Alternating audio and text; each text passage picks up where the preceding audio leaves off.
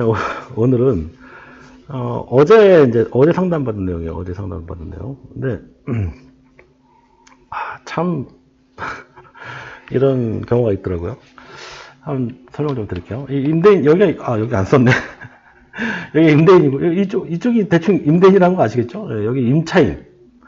남자친구와 여자친구 있었습니다. 정확하게 천에 105만원 계약을 한 것 같아요. 자, 처음에 여기 쓰레기차가 와 있네요.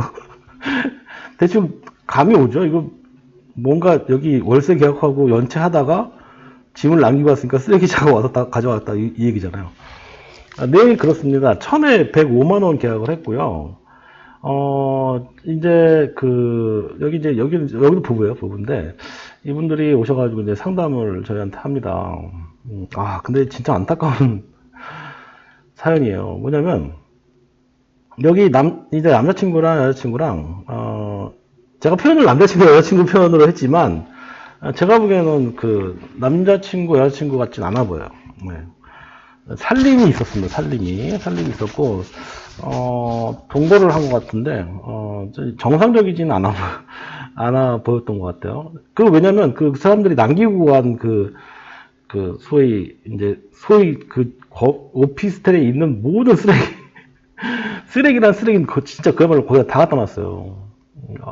그렇게, 좀 이해가 안 됐는데, 제가 진짜 그 사람들이 버리고 한 쓰레기를 사진으로 한번 보여드리고 싶을 정도입니다. 너무 심하더라고요. 베란다에다가 쓰레기 봉투를 가득 쌓아놨어요. 갖다 버리기 싫었던 거죠. 이 사람들은 제가 보기엔 내연 관계예요. 남자친구, 여자친구보다도 분명히 둘 중에 하나는 그러니까 결혼 관계에 있거나, 그럴 거예요. 근데 어쨌든 눈을 하는지 모르겠지만, 이분들의 직업까지는 알려드리고 싶은 마음은 없고, 좀 그렇죠. 그래서 이 집을 얻어서 소위 이제 살다가 이 여자친구가, 이 집을 나갔어요. 보니까 왠지는 모르겠지만 어쨌든 여자친구가 헤어졌죠. 그 다음부터, 이 월세에 대한 연체를 하기 시작합니다. 자, 이게 금액이 105만원이었어요. 본인은 1000만원이라고 그랬죠? 그러면은, 연체가 됐을 때 어떻게 될까요? 임대인이 계약 해지하고, 개지 통보한 다음에 빨리 정리를 했어야 되는데, 이분들이 되게 마음이 좋으신 분들이었습니다. 그래서, 일단은, 보증금이 있으니까 일단 두신 거예요. 근데 예전에 제가 한번 방송할 때 얘기했던 내용인데, 보증금이 있더라도 한도가 있다고 했잖아요. 더 이상 벗어나면 안 되는 한도가 있는데, 이분 같은 경우는 좀 많이 기다려 주신 것 같아요.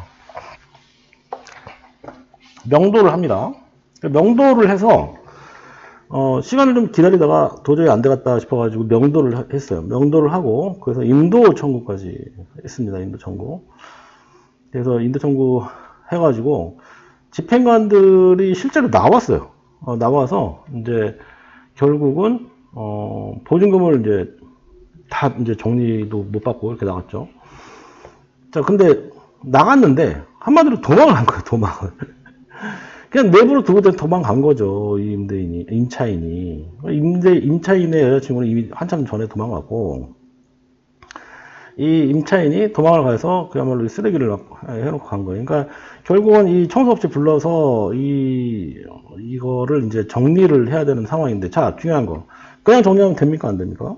그냥 정리하면 안 돼요. 이거 임차인의 재산이잖아요. 쓰레기도 재산이잖아요.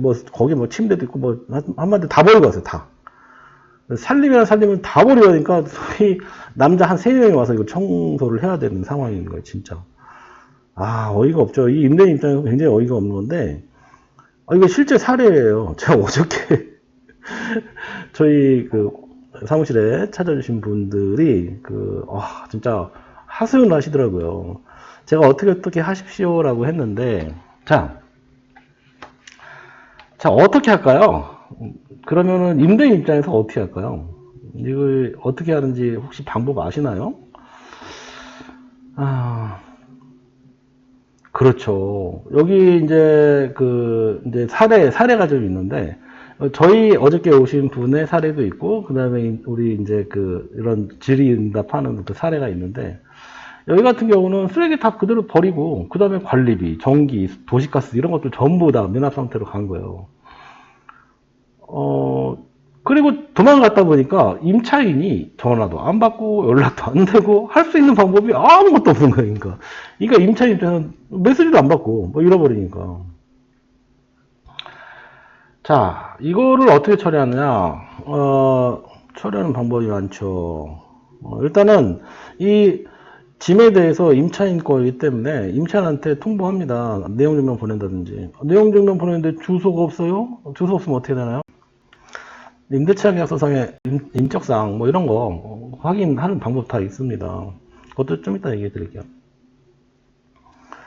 자, 일단 어쨌든 그런 서류들을 서류를 보내서 임차인한테 지금 현재 남아있는 쓰레기에 대해서 언제까지 처분하지 않으면 알아서 처분하겠다 뭐 이런 식으로 메시지를 보내서 기록을 남겨야 되고, 그렇게 하기 전에 이 쓰레기를 가져가지 않으면 폐기물 신고를 하겠다. 그러니까 이거 구청에다가 보통 폐기물 신고하거든요. 그러면은 과태료가 나와요. 과태료. 실제로 임차인 중에 한 명이 짐을 다 뺐다 그래가지고 보증금을 다 돌려줬어요. 임대인이. 근데 임대인이 나중에 보증금을 돌려준 다음에 그 집에 들어갔더니 침대랑 가구들이 몇 개 남아있다 이거죠. 임차인한테 전화를 했어요. 이거 가져가라고. 근데 임차인이 연락이 안 돼요. 그다음부터. 그런 사람들이 있어요. 네, 그런 사람들 생각보다 굉장히 많습니다. 어떻게 했을까요? 그 임대인이 메시지를 그렇게 보냈어요. 이거 구청에다가 폐기물 신고하겠다. 만약에 이걸 가져가지 않으면 본인 앞으로 과태료가 100만 원이 아마 나온다라고 보냈더니 그날 밤에 와서 가져갔어요. 사람들은 본인한테 직접적인 피해가 가잖아요. 그럼 그걸 합니다. 네, 그걸 한다고 보시면 돼요. 자, 이 경우는 좀 달라요. 모든 짐과 쓰레기를 다 버리고 간 거잖아요. 연락도 안 되고. 자, 그래서 월세나 뭐 보증금에 대해서 월세나 뭐 안에 있는 쓰레기들, 그 다음에 가구, 뭐 장비들 이런 것들 전부 다 반출 비용 같은 거, 그 다음에 관리비 미납, 내역 같은 거 있다든지 뭐 도시가스, 뭐 기타 등등 이런 것들이 있으면 그런 거 전부 다 까고 보증금 남아있다 그러면 주면 돼요. 근데 이 경우는 보증금이 남아있는 게 없었어요. 그래서 어떻게 할 것인가 라는 부분은 좀 이따 얘기하더라도 일단 이 임차인들은 도대체 그러면 어떤 거를 어겼을까? 법적인 부분에서 어떤 걸 어겼을까? 임차인의 의무라는 게 있어요. 임차인의 의무. 이거 뭐 생활법률 같은 데 들어가면 다 나와요.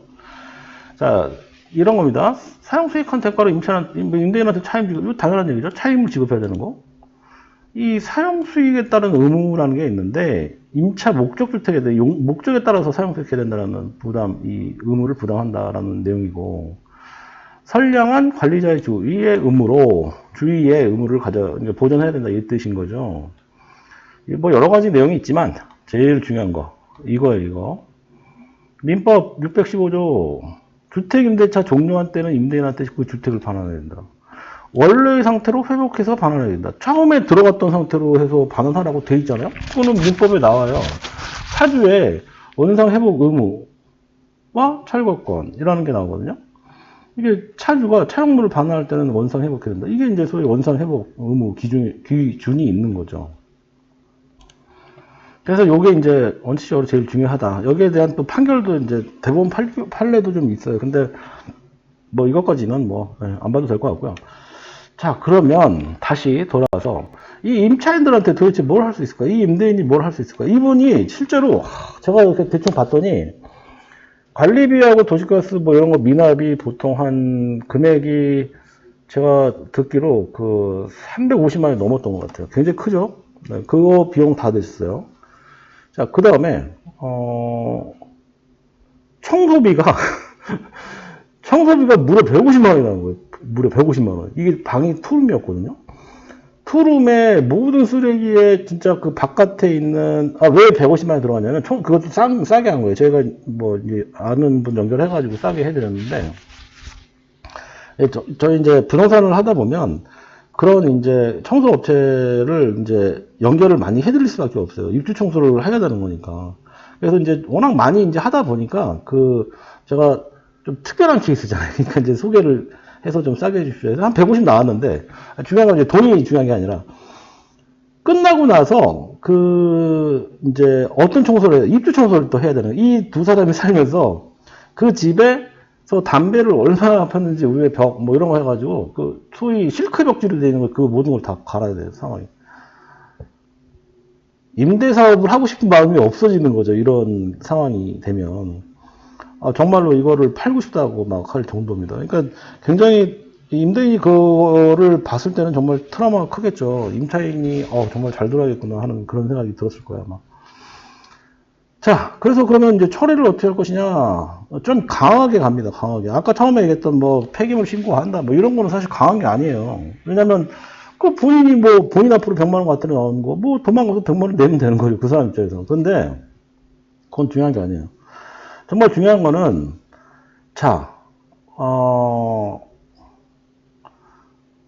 보증금이 남아있지 않는 경우에는 그 임차인을 상대로 해서 그 미납한 월세, 그 다음에 반출 비용, 쓰레기 반출 비용, 청소 비용 등 같은 경우를 청소 비용, 뭐 등등 여러 가지 뭐 미납 금액 같은 거 전부 다 포함해서 청구 소송을 제기를 해야 됩니다. 승소하겠죠? 그러면 그 다음에 그 임차인이 만약에 재산이 있다 그러면 재산 명시 신청하고 재산이 있으면 강제 집행하게끔 하는 게 맞겠죠. 그리고 강제 집행할 재산이 만약에 없다. 그럼 어떻게 될까요? 이거 보통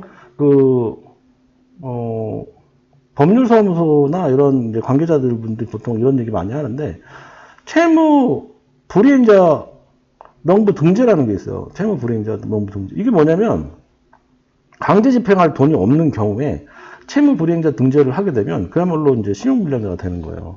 그러면 금융상에 뭔가 할 수 있는 부분이 없어져요. 그러면 이 소송을 제기했던 사람한테 그 돈을 뭐 정리하게끔 하겠다라든지 그 연락이 올 수밖에 없는 상황이 되는 거죠. 그리고 소송을 하게 되면 임대차 계약서상에 그 임차인의 인적사항이 있잖아요. 그걸 근거로 해서 조회를 해가지고 주소를 또 알아낼 수가 있어요. 그러면 그 주소지로 송장 보내고 송장을 못 받았다. 공시송달하면 야간 송달도 하고 공시송달을 해서 알아내가지고 진행하시면 됩니다. 그러니까 제일 중요한 거는 좀 강하게 할 경우에는 지금 이런 부분에 대해서 소송을 진행을 해가지고 강제 집행할 수 있게끔 하시는 게 맞다고 저는 보여져요. 예. 어제 그런 특별한 사례가 좀 있었는데 아주 흔치는 않은 사례지만 임대인들 입장에서는 임차인을 고를 때 굉장히 신중하게 생각해야 될 부분이 있고, 그 다음에 두 번째는 연체 기간이 너무 길어진다 그러면 문제가 생길 수 있는 소지는 좀 있다 이렇게 보시면 될 것 같아요. 여기 같은 케이스는 임대인이 거의 뭐 한 5, 6개월 정도 연체했을 때 당시에 단수를 했던 걸로 알고 있습니다. 단수. 물이 끊겼잖아요, 물이. 근데 여자친구 헤어졌는데 뭐 물이 끊기도 않고 이 사람 입장에서는 임차인 입장에서는 별로 중요한 게 아니었던 것 같아요. 물만 끊긴 거지. 물만 끊겼지 뭐 실제로 뭐 그러니까 뭐 자기 나름대로는 뭐 자기도 피해를 봤다는 식으로 이렇게 얘기를 했다고 하는데 그거는 어쨌든 이 원인 제공은 임차인한테 있었기 때문에 이분들이 여기 임대인 부부였는데 이분들이 이 이후에 어떻게 했을지는 몰라요. 모르는데 이제 조언을 드릴 수밖에 없는 상황인 거고 뭐 근데 그런 이제 조언을 했을 때 그냥 임대 사업을 하고 싶지 않다라는 식으로 이제 얘기를 하시더라고요. 그래서 사실 그 해당하는 집은요 굉장히 잘 나가는 집 중에 하나예요. 월세 같은 게 여기는 그러니까 제가 있는 지역이 좀 월세들이 되게 귀한 지역이거든요. 전입이 되고 하는. 소위 이제 착한 임대인도 사실 굉장히 많아요. 근데 이제 그런 거를 어떻게 보면 좀 이용을 했다고 봐야죠. 좀 안 좋게 이용을 했다 이렇게 봐야겠죠. 임차인들 구할 때 여러 가지 많이 이제 생각해보고 실제로 임차인도 좀 만나보고 해서 문제 없을까 이렇게 판단하신 다음에 이렇게 하시는 게 좋을 것 같습니다. 자, 오늘은 여기까지 할게요. 고맙습니다.